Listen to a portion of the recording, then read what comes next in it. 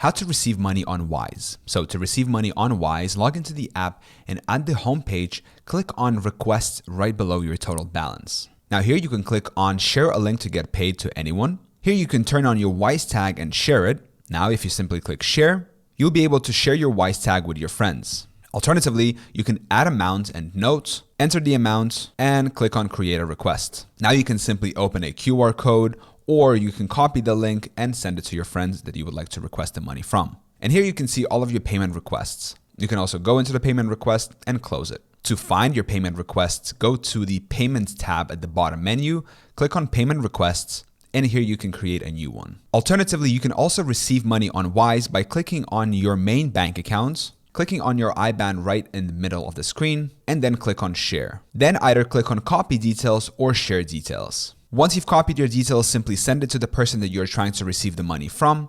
And this is how you receive money on Wise. I hope this video was helpful. Thank you so much for watching. Till next time.